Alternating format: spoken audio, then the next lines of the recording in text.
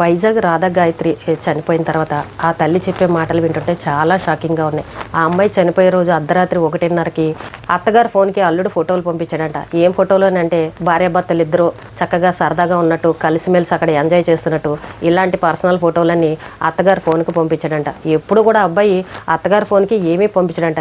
కానీ ఆ రోజు అర్ధరాత్రి 1:30కి పంపించాడు. తెల్లారి పొద్దున్న 8 అయ్యేసరికి మీ కూతురు చనిపోయింది, హార్ట్ అటాక్ వచ్చిందని చెప్పేసి ఇలాంటి వార్త చెప్పాడు. పైగా మీరు తొందరగా రండి అని చెప్పేసి ఫ్లైట్ టికెట్లు కూడా అబ్బాయే బుక్ చేశాడంట. ఎంత విచిత్రంగా ఉందో చూడండి. అంటే ఆ మనిషిని ఏ రకంగా అర్థం చేసుకోవాలి.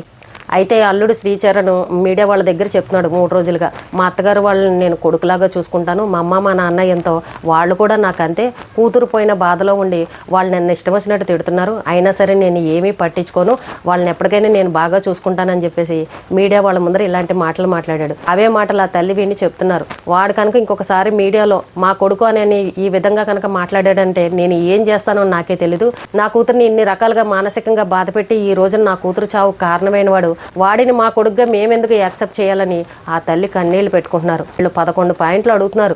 అక్కడ జరిగిన విషయాలు, తాను చెప్పిన విషయాలు, ఇక్కడికి వచ్చిన తర్వాత తను మాట్లాడిన విషయాలు, వీటన్నిటికీ కూడా అసలు పొంతన అనేది దొరకట్లేదు. అందుకే మా వారు అక్కడికి వెళ్ళారు. అసలు పరిస్థితి ఏంటో అక్కడ కేసు పెట్టడానికి వెళ్ళారు. మొత్తం సీసీ ఫుటేజీలు అవన్నీ కూడా చెక్ చేస్తున్నారని మా తల్లి కన్నీళ్లు పెట్టుకుని చెప్తున్నారు. హోమ్ మినిస్టర్ అనిత గారితో కూడా మాట్లాడడం జరిగింది, మినిస్టర్లతో కూడా మాట్లాడడం జరిగింది. మాకు న్యాయం చేయండి, మా అల్లుడికి కఠినమైన శిక్షలు పడాలి, మా అల్లుడి వల్లే మా కూతురు చనిపోయిందని చెప్పేసి ఆ కుటుంబ సభ్యులు బాధపడుతున్నారు. పెళ్ళయి 7 నెలలు కూడా అవ్వకుండా కూతురు జీవితాన్ని ఎంత నాశనం చేశాడనంటే ఎవరికి కోపం రాకుండా ఉంటుంది చెప్పండి.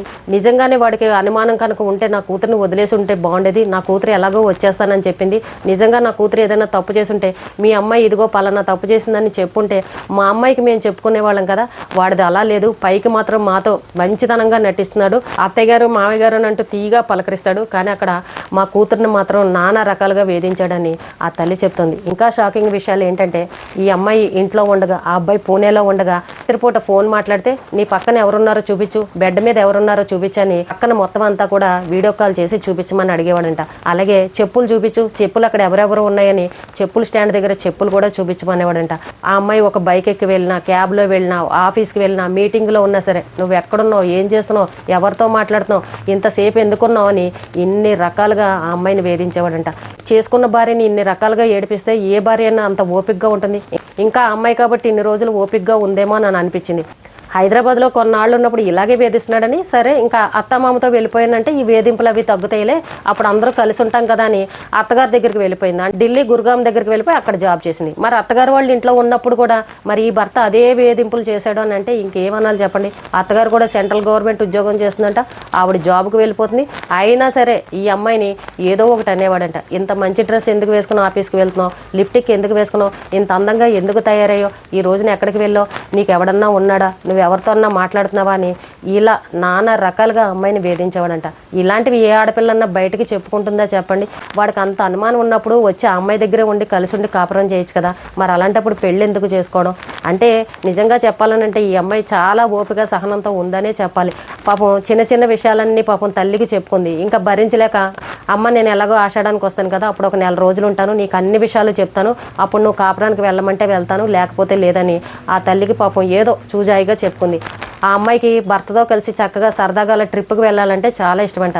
ఏ అమ్మాయికైనా అంతే కదండి, కొత్తగా పెళ్ళైన జంటనంటే సరదాగా అక్కడికి ఇక్కడికి వెళ్ళాలని ప్రతి ఒక్కరూ కోరుకుంటారు, ప్రైవసీని కోరుకుంటారు, అలాగే సరదాగా భర్తతో తిరగాలని కోరుకుంటారు. ఆ అమ్మాయి కూడా అలాగే సరదాగా తిరగాలనుకుంది. ముందు ప్లాన్ అంతా ఏంటంటే అత్తామామ కొడుకు కోళ్ళు అందరూ కలిసి వెళ్దామని టికెట్లు బుక్ చేశారు. లాస్ట్ మినిట్ వచ్చేసరికి అత్తామామని క్యాన్సిల్ చేసి మన ఇద్దరమే వెళ్దామని మొత్తానికి ప్లాన్ చేశాడు. నిజంగా ఇదంతా ప్లాన్ ప్రకారమే చేశాడు. మరి వాళ్ళిద్దరూ వస్తానన్న వాళ్ళని ఎందుకు క్యాన్సిల్ చేశాడు. ఋషికేశ్, హరిద్వారు ఇలా తీర్థయాత్రలకు వెళ్తానన్నారు, ఈ ముసోరి అన్న ప్రాంతానికి వెళ్తారన్న విషయం మాకు తెలియదని ఈ తల్లి చెప్తుంది. అంటే ఈ అబ్బాయి చాలా ప్లాన్ ప్రకారమే వెళ్ళాడని అనిపిస్తుంది. నిన్న రాధా గాయత్రి వాళ్ళ నాన్నగారు కూడా మాట్లాడారు, మేము ఇక్కడ ముసోరిలో కేసు పెట్టాము, కంప్లైంట్ ఇచ్చాము, మొత్తం సీసీ ఫుటేజీలు అవన్నీ కూడా బయటకు తీయమని అడుగుతున్నాము, అసలు ఈ వైన్ ఎక్కడి నుండి వచ్చింది, మా అల్లుడే కొన్నాడా లేదంటే హోటల్ వాళ్ళే ఇచ్చారా, అసలు ఆ వైన్లో ఏం కలిసింది, నిజంగా ఒకవేళ మందు తాగితే అంత చచ్చిపోయే పరిస్థితి అయితే రాదు. ఆ తాగిన వైన్లో ఏదన్నా కలిపి ఉండొచ్చు, లేదంటే రాత్రి మా అమ్మాయి తిన్న ఫుడ్లో వాడు ఏదన్నా కలిపి ఉండొచ్చు, మా అమ్మాయి స్పృహ తప్పి కోల్పోయి ఉండొచ్చు, వీడు ఏదో చేసి ఉండొచ్చు అని ఇన్ని రకాల అనుమానాలు ఆ తల్లిదండ్రులు చెప్తున్నారు. అక్కడ పోస్ట్ మార్టం చేసిన రిపోర్టు ఏమొస్తుందో దాన్ని బట్టి అప్పుడు నిజానిజాలు అనేవి బయటకు తెలుస్తాయి. కానీ ఈ అబ్బాయి చెప్పే మాటల్లో మాత్రం చాలా అబద్ధాలు ఉన్నాయి. చూస్తే నిజంగా కన్నింగ్ ఫేస్ లాగానే కనబడుతుంది. అత్తయ్య గారు మామయ్య గారు అని అంటూ ఏదో ఐస్ మాటలు మాట్లాడుతున్నాడు కానీ లోపల ఒకలాగా బయట ఒకలాగా ఉండే పరిస్థితి. ఆ అమ్మాయి చెప్పినట్టుగానే అమ్మ మీ దగ్గర ఒకలాగా ఉంటాడు, నా దగ్గర ఒకలాగా ఉంటాడు, వాళ్ళ అమ్మ నాన్న దగ్గర ఒకలాగా ఉంటాడని ఆ అమ్మాయి ముందుగానే తల్లికి చెప్పింది. సేమ్ ఇప్పుడు జరుగుతున్న పరిస్థితి కూడా అలాగే అనిపిస్తుంది. భార్యని ఇన్ని రకాలుగా వేధించిన వాడికి అసలు పెళ్లి ఎందుకు, ముందే చెప్పచ్చు కదా. అంత అనుమానం ఉన్నవాడు వేరే చోట ఉద్యోగం చేయడం ఎందుకు, వచ్చి వాళ్ళ ఇంట్లోనే కూర్చోవచ్చు కదా. ఉద్యోగం మానేసి కూర్చుంటే వాళ్ళ అమ్మ నాన్న ఎలాగో సెంట్రల్ గవర్నమెంట్ జాబులు చేస్తున్నారు, వాళ్లే తిండి పెడతారు కదా. కొంతమంది సైకోగాళ్ళు ఈ రకంగా ఉంటారు. అబ్బాయిలు పెళ్లిళ్ళు చేసుకునే వాళ్ళు ముందుగానే అన్ని ఆలోచించుకోండి. ఈ రోజుల్లో ప్రతి అమ్మాయి కూడా ఉద్యోగం చేసే అమ్మాయిలే ఉంటారు. నువ్వు ఇలా తయారయ్యేందుకు, మూతికి లిఫ్ట్కి ఎందుకు వేసుకున్నావు, నువ్వు బైక్ మీద ఎందుకు వెళ్ళావు, నువ్వు క్యాబ్ బుక్ చేసుకుని ఎందుకు వెళ్ళావు, నువ్వు ఇన్ని గంటలకు ఎందుకు వచ్చావు, నువ్వు ఫోన్లో ఎవరితో మాట్లాడుతున్నావు అని అంటే ఆ అమ్మాయి దగ్గర సమాధానం ఉండదు. ఎందుకంటే ఆ అమ్మాయి జాబ్ చేస్తుంది కాబట్టి 1000 మందితో మాట్లాడాలి. ఉద్యోగంలో ఉన్నప్పుడు వాళ్ళ ఉద్యోగం వాళ్ళు చెయ్యాలి. నువ్వు ఎవరితోనో మాట్లాడేవని అంటే అది ఎలా కుదురుతుంది చెప్పండి. లక్షల్లో జీతం తీసుకుంటున్నప్పుడు వాళ్ళతో మాట్లాడావు వీళ్ళతో మాట్లాడేవని అంటే కంపెనీ వాళ్ళు ఊరుకుంటారా? అమ్మాయిని ట్రాక్ చేయాలని ఆ అమ్మాయి హ్యాండ్ బ్యాగ్లో కెమెరాలు ఇలాంటివన్నీ పెట్టడం అసలు ఎంత అసభ్యకరంగా ఉందండి. తల్లిదండ్రులు ఆ అమ్మాయిని అంత కష్టపడి చదివిస్తే వీడి చేతిలో బలైపోయింది. ఇంకా అమ్మాయి IAS కూడా ప్రిపేర్ అవుతుందంట. ఆ అమ్మాయి భవిష్యత్తు ఎంత ఊహించుకుందో చూడండి. అర్ధరాత్రి 1:30కి చక్కగా బాగున్న ఫోటోలన్నీ పంపించాడు కదా, అలా మంచితనంగా ఉండి ఆ అమ్మాయికి కూడా ఈ మందు తాగించడం ఏదో ఒకటి చేశాడు. మొత్తానికి సరదాగా తాగు ఏమీ కాదులే బాగుంటుంది ఎంజాయ్ చేద్దామని మొత్తానికి ఆ అమ్మాయికి కూడా మందు పోసాడు. ఆ అమ్మాయి పాపం వీడి మాటలనే మీకు కొంచెం మందు తాగి ఉండొచ్చు, కొంచెం మత్తులోకి వెళ్ళిపోయి ఉండొచ్చు. మత్తులోకి వెళ్ళినప్పుడే ఇతనే ఏదో ఒకటి చేసి ఉండొచ్చు. ఈ రోజుల్లో పిల్లలకి పెళ్లిళ్ళు చేయాలంటే కూడా భయపడే పరిస్థితి వచ్చింది. ఇటు ఆడపిల్లల పరిస్థితులు అలాగే ఉన్నాయి, మగపిల్లల పరిస్థితులు అలా ఉన్నాయి. ఇంత బాగా చదువుకున్నా సరే ఎవ్వడికి కూడా వివరం అనేది ఉండట్లేదు. అయ్యో తిను నన్ను నమ్ముకుని వచ్చింది కదా, తినకి ఏమన్నా అయ్యిందనంటే వాళ్ళ తల్లిదండ్రులకి నేను ఏం సమాధానం చెప్పాలి, రేపు కేసులు అయ్యాయి అంటే అక్కడ పరిస్థితి ఏంటి, ఇప్పుడు ఈ అమ్మాయికి ఏమన్నా అయ్యిందంటే నెక్స్ట్ నా జీవితం ఏంటి, నా పరిస్థితి ఏంటి, నేను ఎక్కడ ఉంటాను, అమ్మా నాన్న ఏమైపోతారని కొంచెం కూడా ఆలోచించకుండా ఈ రకంగా సైకోల్లాగా ప్రవర్తిస్తున్నారని అంటే వాళ్ళ చదివిన చదువుకు అర్థం ఏమన్నా ఉందా, వాళ్ళకి సంస్కారం ఏమన్నా ఉందా? బయటకు మీడియా వాళ్ళ దగ్గరకు వచ్చి మాత్రం ఏమీ తెలియని నంగనాచిల్లాగా ఏడుపు మొహాలు పెట్టుకుని ఏడవడం. మా కొడుకైనా కూతురైనా ఈ అమ్మాయి అని అనుకుని వాళ్ళు ఎన్నో ఆశలు పెట్టుకున్నారు. అలాంటి తల్లిదండ్రులకి 7 నెలలకి ఈ అల్లుడు ఈ రకంగా మోసం చేశాడనంటే ఎందుకు క్షమించి వదిలేయాలి చెప్పండి? పోనీలే అయ్యో పాపం వాళ్ళ అమ్మా నాన్న ఎలాగా మంచి వాళ్ళే ఈ అబ్బాయిని ఏడిపించడం ఎందుకని క్షమించి వదిలేసాం అనుకోండి, చక్కగా వాడు వెళ్ళి రేపొద్దున ఇంకో పెళ్లి చేసుకుంటాడు. రేపు ఆ అమ్మాయి జీవితం కూడా నాశనం అయిపోతుంది కదా. ఇప్పుడు ఈ తల్లిదండ్రులు చెప్పే మాట ఇదే, నా కూతురు జరిగినట్టు ఇంకొక ఏ అమ్మాయికి జరగకూడదు, ఏ తల్లిదండ్రులకి కూడా మాలాంటి కష్టం రాకూడదు, కాబట్టి వాడిని శిక్షించాలి, మాకు న్యాయం జరగాలని ఈ రోజు నా తల్లిదండ్రులు పోలీసులను వేడుకుంటున్నారు. ఇప్పుడు మా కూతురు పోయింది కదా, పోతే పోనీలే ఈ కేసులు ఈ గోల ఇవన్నీ తిరగడం ఇవన్నీ ఎందుకని ఆ తల్లిదండ్రులు ఇంట్లోనే కూర్చున్నారు అనుకోండి, 1 సంవత్సరం పాటు సైలెంట్గా ఉంటాడు, మళ్ళీ ఏదో ఒక అమ్మాయిని చూసుకొని చక్కగా పెళ్లి చేసుకుంటాడు. అప్పుడు పరిస్థితి ఏంటి? ఆ అమ్మాయి జీవితం ఏంటి? ఈ అమ్మాయిని అనుమానించినట్టు ఆ అమ్మాయిని అనుమానించడా?